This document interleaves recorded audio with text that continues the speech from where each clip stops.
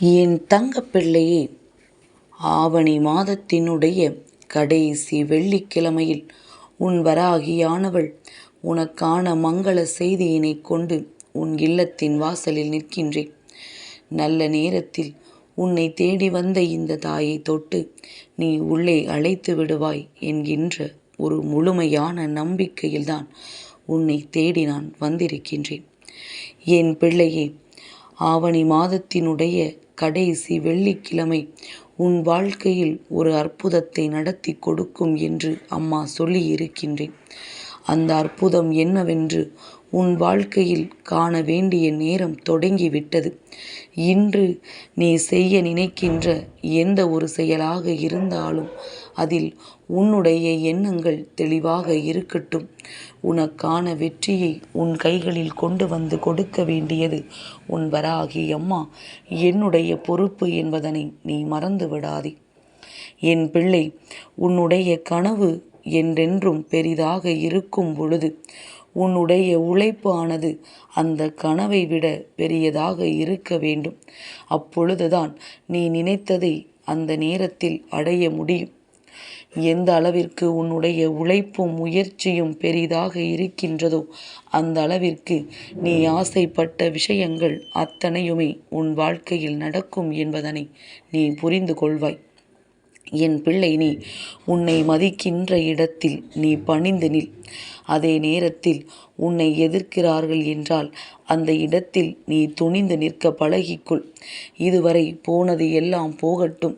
இனி எடுத்து வைக்கக்கூடிய ஒவ்வொரு அடியும் தெளிவாக உனக்கு இருக்கட்டும். இது ஒன்று மட்டும் உன் மனதிற்குள் இருந்துவிட்டால் போதும். நடந்ததை எண்ணி ஒரு நாளும் வருந்தி தேவையில்லாத உன்னுடைய நிம்மதியை நீ கெடுத்து கொள்ளாதே. என் பிள்ளையே, உன்னை வெறுப்பவர்களை நினைத்து கவலைப்படாதே. அவர்களுக்கு உன்னுடைய அன்பை பெறுவதற்கு எந்த ஒரு தகுதியும் இல்லை என்பதனை முதலில் நீ புரிந்து கொள்.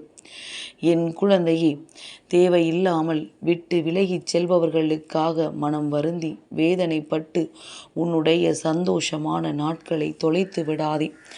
ஒன்று போனால் இன்னொன்று. இப்படி ஒரு உறவு உன் அன்பை புரிந்து கொள்ளாமல் சென்றால் உண்மையாகவே உன் அன்பை புரிந்து கொள்கின்ற ஒரு உறவு உன்னை தேடி வரும் என்பதனை நீ புரிந்து கொள்வாய். என் பிள்ளையே, தினமும் கிழிக்கின்ற தேதி போல உன்னுடைய கவலைகளை நீ கிழித்து எறிந்து விடு. ஒவ்வொரு நாளையும் உனக்கானதாக நீ எண்ணிக்கொண்டு புதிதாக வாழ வேண்டும். என் பிள்ளையே, உன்னுடைய இலக்கு என்ன என்பதில் உன்னுடைய கவனம் இருந்துவிட்டது என்றால் நிச்சயமாக உன்னை நோக்கி கல்லெறிந்து கொண்டிருப்பவர்களும் சரி, சொல்லை எறிந்து உன் மனதை காயப்படுத்தி கொண்டிருப்பவர்களும் சரி, கட்டாயம் ஒரு நாள் ஓய்ந்து போவார்கள். எத்தனை நாள்தான் அவர்களாலும் வீசிக்கொண்டே இருக்க முடியும்? என் பிள்ளையே, அதற்கு நீ சரியான பதிலடியை கொடுக்க துணியும் பொழுது அவர்கள் செய்த தவறை உணர்ந்து நிச்சயமாக வேதனைப்படுவார்கள். உன்னுடைய மனது அத்தனை அழகானது.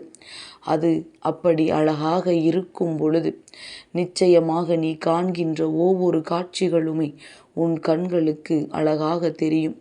உன் மனது எதை நினைக்கின்றதோ, எந்த அளவிற்கு ஒரு விஷயத்தை ஏற்றுக்கொள்கின்றதோ அப்படித்தான் இந்த வாழ்க்கையிலும் உனக்கான விஷயங்கள் இருக்கும் என்பதனை நீ புரிந்து கொள்ள வேண்டும்.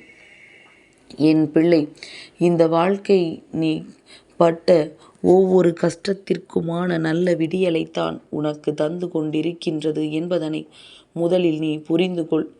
இன்றைய நாள் அத்தனை தெய்வங்களினுடைய ஆசிகளோடும் உனக்கு நல்லதொரு நாளாக இருக்கும். வெற்றிகளை குவிக்கக்கூடிய இந்த வெள்ளிக்கிழமை உன் வாழ்க்கையில் பேரதிசயத்தை நடத்தி கொடுக்கும் என்பதனை மறந்து விடாதே.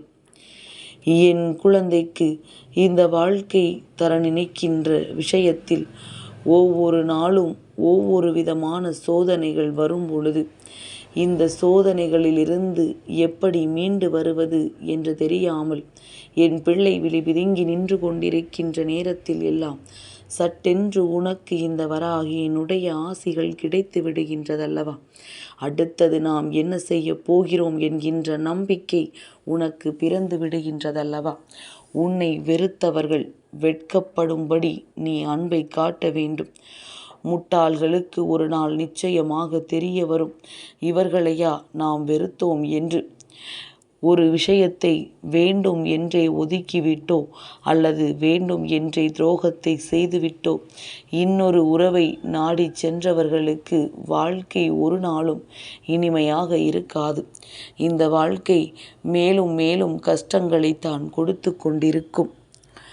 சந்தோஷத்தில் கை குலுக்கக்கூடிய அந்த 5 விரல்களை விட எந்த ஒரு கஷ்டத்தில் நீ இருக்கும் பொழுது சரி, உன்னுடைய கண் துடைக்க வருகின்ற அந்த ஒரு விரல்தான் மேலானது என்பதனை புரிந்து கொள்.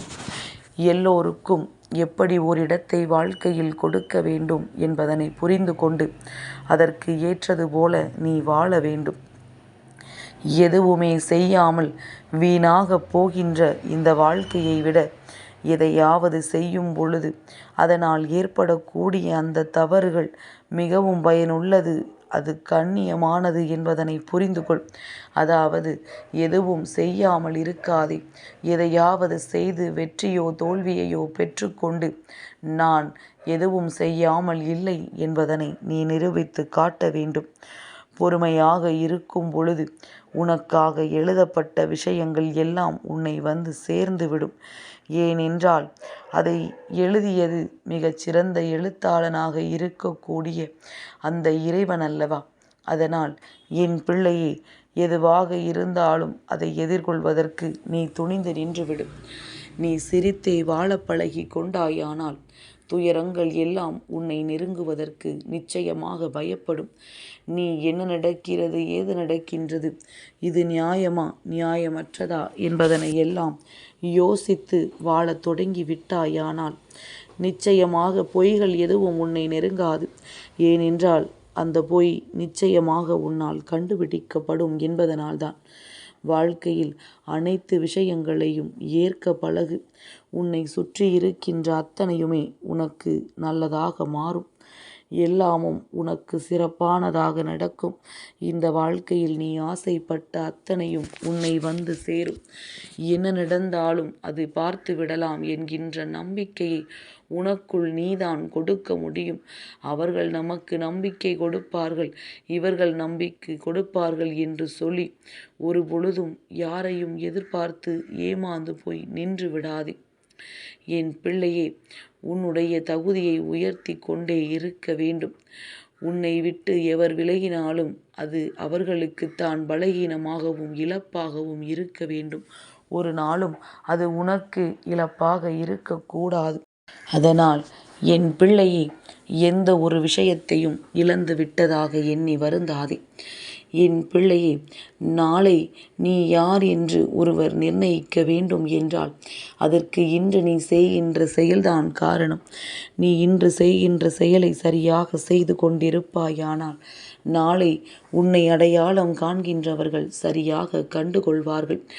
உன்னை உணராத இடத்தில் ஒதுங்கியே நின்றுவிடு.